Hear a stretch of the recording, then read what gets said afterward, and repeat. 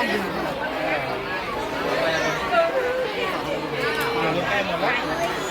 แล้วขึ้นมาเลย8 คน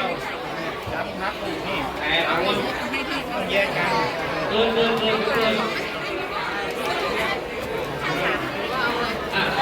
เหลือนะผมอยากเกินแล้วอ๋อเดี๋ยวเอาดีผมนั่งก่อนนะอันนี้ถอยก่อน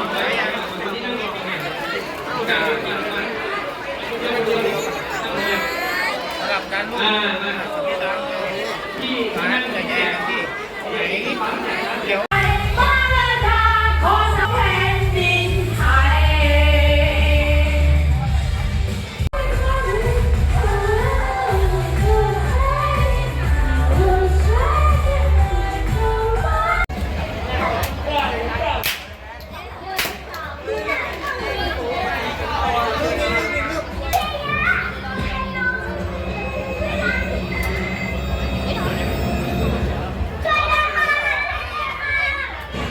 สติโชว์เบอร์อะไรช้าไม่ต้องรีบดังเบอร์อะไรเบอร์อะไรเมื่อกี้โดนแล้วนะโอเคเริ่มกดหน้าอกเลย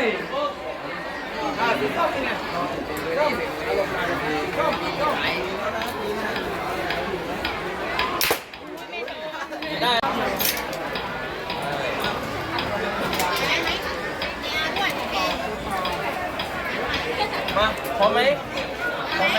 พร้อมหรือยังใครอยากได้บ้างโอ้โหอยากได้เยอะไม่ให้เลยนั่งฟังดีคิดนะใครตอบก่อนคุณนักกดใครตอบก่อนคุณนักกดให้ยกมือแล้วตอบโอเคนะขั้นตอนที่ 1เจอรวมหมดสติทำอะไรยกมือขึ้นเสื้อขาวดีเพิ่งถ้าตอบผิดหมดเลยนะ